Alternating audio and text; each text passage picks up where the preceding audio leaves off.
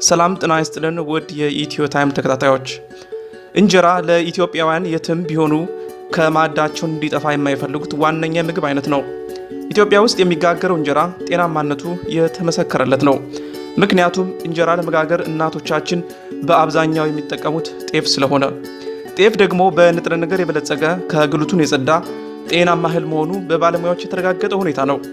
ምንም እንኳን አንዳንዴ በአንዳንድ ስግብግቦች ባዕድ ንጥረ ነገር እየጨመሩ እንጀራ እየጋገሩ እንደሚሸጡ የሚሰሙ አላስፈላጊ ዜናዎች ቢኖሩም ከእንጀራ ጋር መቆራረጥ ለሀበሻ እጅጉን አስቸጋሪ ነው።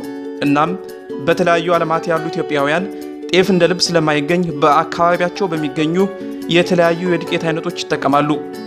አብዛኛው ሀበሻ ነጭ የስንዴ ዱቄት፣ ሰልፍ ራይዚንግ፣ ቤኪንግ ሶዳ፣ የሶዳ ውሃና የመሳሰሉትን ይጠቀማሉ።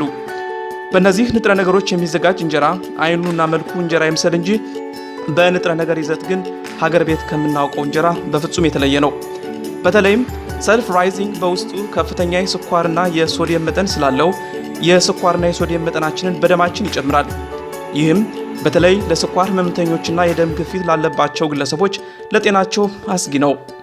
እነዚህ በሽታዎች ባይኖርብንም እንኳ በእንጀራ ውስጥ የሚገኘው ከፍተኛ የስኳር መጠን ለአላስፈላጊ ውፍረት ከዚያም በተዛማጅ በሽታዎች እንድንጠቃ መንገዱን ይከፍታል። ውድ የኢትዮ ታይም ተከታታዮች፣ ከጤፍ ውጭ የተዘጋጀ እንጀራ በፍጹም አትመገቡ አንልም። ይልቁንስ እነዚህን ምክሮች ለመለገስ እንወዳለን። በተቻለ መጠን ሰልፍ ራይዚንግ አለመጠቀም ወይም መጠኑን ማሳነስ፣ ከተገኘ የጤፍ መጠኑን መጨመር፣ ከነጭ የስንዴ ዱቄት ይልቅ ጠቆር ያሉ የፋይበር መጠናቸው የበዛ እንደ ገብስ ያሉትን መጠቀምና አልፎ አልፎ መመገብ ናቸው። አዳዲስ መረጃዎች ሲወጡ ቶሎ እንዲደርሶ ሰብስክራይብ ያድርጉ።